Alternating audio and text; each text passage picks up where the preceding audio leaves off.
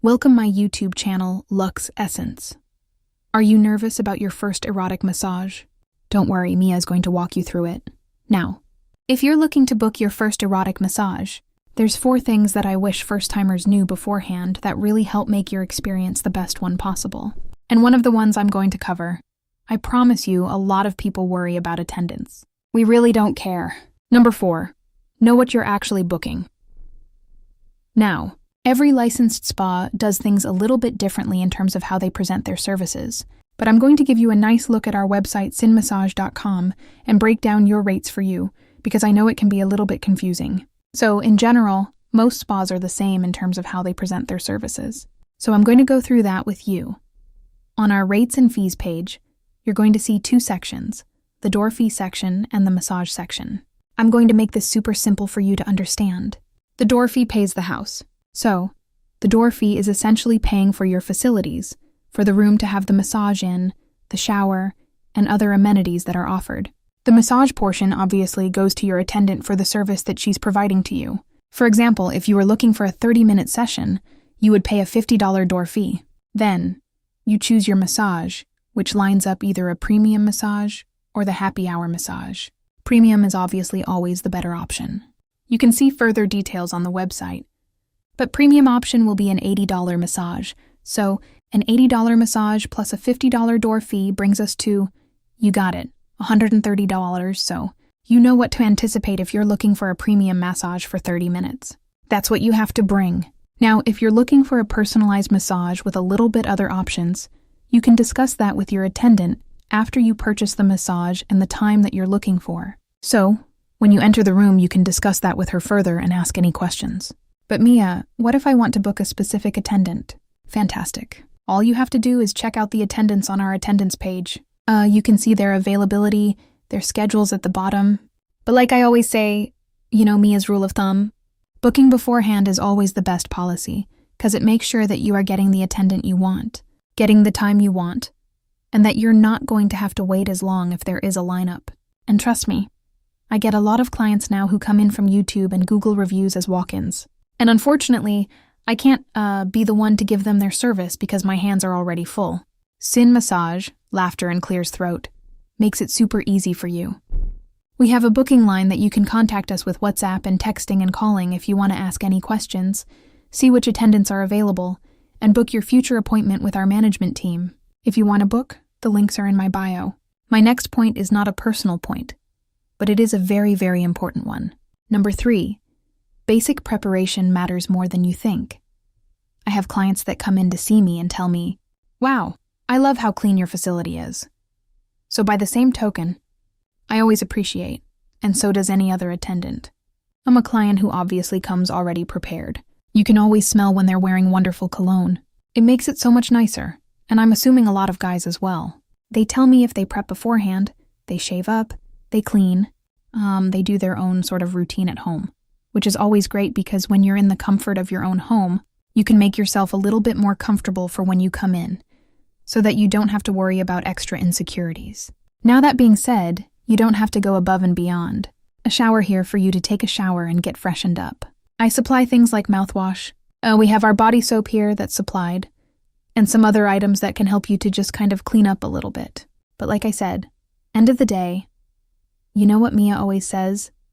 It's the parts that really matter for the intimate massage that we really just want you to freshen up. So, even if you come in here and you already tell us that you've already taken a shower, super appreciate that and it's okay, but you're going to have to get into a towel anyway, so freshen up. Use this beautiful shower that everybody absolutely adores. I take about 20 showers in it a day. That's why my skin is full of moisturizer and super soft. Laughter. Another couple notes for preparation. I probably wouldn't recommend drinking too much beforehand, any beverages, because you don't have to run to the bathroom for a bathroom break. On the other side of that, eating specific things, maybe give it a little bit of time. Like I said, I have my mouthwash here to help you out if you eat anything particularly pungent. But for the most part though, I just suggest keeping it nice and light before you come in. Number 2, your attendant is not analyzing you as much as you think they are. I just had a client come in from YouTube the other day. We had a fantastic session. He was such a wonderful, wonderful guy. And he was telling me that he was going through a breakup. That's why he came in, which is a common encounter, a common thing that people come in all the time because they're going through a breakup. They're not ready to date yet, but they are looking for a little bit of intimacy and relaxation. So, after we got to talking a little bit more, he ended up telling me how nervous he was, and if I had noticed he was shaking in the beginning. It's really funny because a lot of people think this, and I'm quite surprised. I'm a saleswoman at heart, and sometimes people put one past me that I think they're super confident and they're very comfortable, but they end up telling me just how nervous they are. I had another client who was very hairy and was very self-conscious about it and didn't want the attendant to be uncomfortable massaging him and considered that. And as sweet and wonderful as that is, I'm telling you, if your attendant is professional, if they've been doing this for a long time, we've seen it all. And as long as you're hygienic and you can just take care of yourself the best way possible and you're clean, I'm telling you, your attendant is not analyzing all these other insecurities that you have. We've seen it all. It's just like any job, right? Once you see everything, laughter, you don't pay attention to all the things that may be important to you that somebody else would not even notice. And like I always say, I personally don't have a problem with any hair. You're a man. It is what it is. Don't worry about it as long as you're hygienic. Honestly, if you have a good professional attendant, she's going to make sure that she's going to calm these anxieties for you and just ultimately make you feel totally relaxed in a beautiful, intimate space. Which leads to the next point.